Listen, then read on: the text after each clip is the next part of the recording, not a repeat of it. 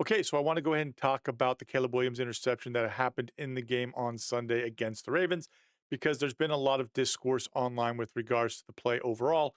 And I want to do an analysis more than just, well, Williams was late making the throw to Adunze. For example, I want to talk about the fact that the Ravens gave a pre snap look that was different post snap and how that could have caused confusion for Caleb in particular. So let's go ahead and get into the film room. Right, so here's the pre-snap look that the Ravens were giving to Caleb as Caleb was getting under center and before the Colston Loveland motion. And you can see that Starks, he's playing as a single safety in this look initially from Baltimore. Gilman, the other safety, is walked down, so it's looking like an 8-man box.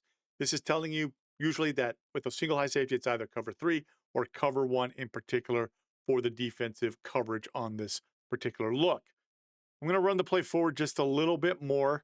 And you're going to see Loveland go in motion. And when he goes in motion, gets set, you can notice that Gilman, he is still down. He is still giving this look. It's still looking like single high safety. You still got Starks right here. But you can also see that Starks is starting to cheat a little bit to his right, but it's still giving the single high safety look.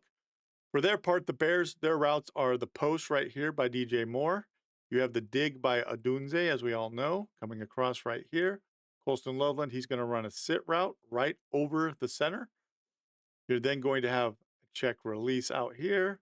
Monongai, he's going to carry out the fake, and then he's going to release out to the flat. Against a single high safety look, the dig is a really good route to run, especially with the post over the top, because your thought process is, hey, Starks doesn't run and stays with the dig, then you're going to throw the post to DJ Moore. If he starts backpedaling under the post, having to respect that deeper route, that's going to leave space for the dig underneath, especially if the linebackers, like Roquan Smith, stay with Loveland.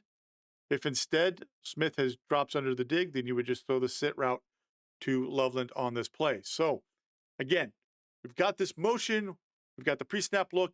Caleb Williams is thinking, hey, I've got single high safety. I'm going to work the dig to Adunze. But as I run the play forward a little bit more, you're going to notice that Gilman right here, he's going to start bailing immediately out in this direction to get over the top.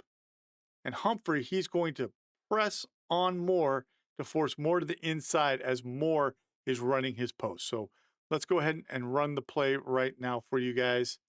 And you can see this. Notice Gilman bailing back. There's the work inside by Humphrey. And what you're really getting, so pre-snap, it's looking like single high. Instead, it's more of, it's not cover 3, it's going to be a cover 6 look. In my opinion, this is cover 6.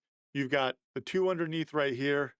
You've got the cornerback Wiggins, who's going to help take a quarter, and then really what you've got is half right here by Gilman over the top, while Humphrey has forced Moore to run to the inside to help out his safety, close that gap on that post. And then he's just dropping back and waiting to see if anybody's dropping into the flat. So we've got cover 2 at the bottom, cover 4 at the top, cover 6. Caleb doesn't see this initial drop by Gilman, I think, on this play as well, because he is carrying out the play action fake, but his eyes have gone immediately looking to the safety Starks. He's looking at Starks, and Starks's eyes are going to start looking at Adunze. And I think that scares Caleb to throw the dig. If Caleb throws the dig immediately on the break by Adunze, I think this is a completed pass. And honestly, in the game itself, Caleb does this multiple times, like 4 plays later after this, I think 3 or 4 plays after this, maybe 5 plays after this interception. Caleb does this. He delivers a strike on a dig immediately out of the break, and it's a completion. So for whatever reason, because his eyes are looking at Starks and Starks is looking at Adunze, and the picture of a single high safety is not what Caleb expected was a single high safety. He's not getting that look. I think it's messing with Caleb, and he's holding the ball. And that's why he is late making the decision. And that's a mistake that he's going to be making as well, is once he's come off, once he's decided, I'm not going to throw this ball out of the break, I'm nervous on throwing it, you can't then go and throw this ball again late across the middle. So as we run it forward more, we're going to see right here, if the ball's thrown on time, this is why people say throw on time, this ball is going to be completed. This is going to hit Adunze right as he's coming out of his break. The safety has bailed deeper. Starks has bailed deeper, but Caleb doesn't. And you'll see it in the end zone view. Caleb's going to his eyes are going to look here, and then they're going to quickly look here, and then he's going to come back and throw this pass. Meanwhile, Humphrey down here at the bottom, he is watching for anything coming towards him. He's also looking for something coming into the flat, which is Monongai right here, who's coming out. But Humphrey's going to actually close the space on Adunze and hit him as well. What Caleb should have done is once he's come off, don't make this throw. Okay, you're late. You don't know. You've taken your eyes off of where Dunze is. You've taken your eyes off of Wiggins. Now, you've seen that the defense is dropping in a different look than you like. Just take the check down. Defense one, you're not going to get the big play.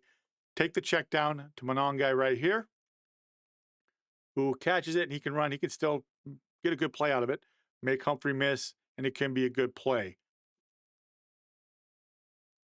But instead, we saw he throws it. It's undercut by Wiggins and intercepted, and Ravens score a touchdown. And this is a big play when everybody's dogpiling on Caleb Williams that he's a terrible player.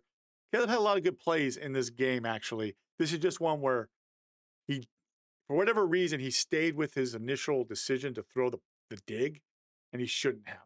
Let's go to the end zone view real quick, and we'll cut through that right here and watch Caleb's eyes on this play. So he's noticing, again, little slight notice for you guys. Starks, it looks like he's single high, but look where he's aligned. He's aligned to the right, so he's not exactly over the ball. He's in the middle of the field, but he's slightly to the right. And notice he starts walking to his right. Excuse me. Notice to his left. A little bit to the right of the ball, but he's starting to walk to the right pre-snap. We're going to get the fake.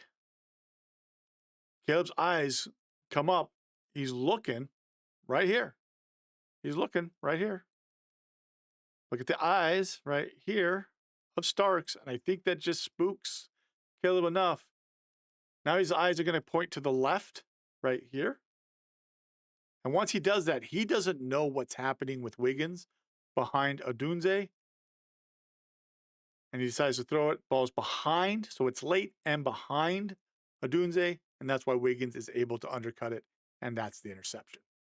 As you just saw, the Baltimore Ravens did a great job of showing one defensive look pre-snap and then rotating to another defensive look post-snap. This made Caleb Williams hesitate and hold on to the ball longer than he wanted to, making Williams late on the throw to Adunze. However, for Caleb's part, he needs to process faster that once he's hesitating, coming off his first read, scanning the field, and he sees that those defenders are dropping deeper, he needs to take that check down. As always, let me know your thoughts down below. Hopefully this video taught you a little bit more about the reads that quarterbacks have to make in the passing game. If you did enjoy this content, make sure to leave a like. Make sure to hype this video up using the hype feature if you're watching this on the mobile devices. If you enjoy breakdown videos like this, make sure to subscribe. Make sure to check out the next video on the end screen that will be above to my right. We'll see you later. I do want to recognize the members of this channel at the booster level and above for their support. If you wish to have your name in a video just like this, make sure to check out the join link in the description below. Here on the end screen, you can see that there's another recommended video. Make sure to click that and watch it. Also, make sure to subscribe so that you don't miss out on any future breakdown videos. I hope you have a great rest of the day.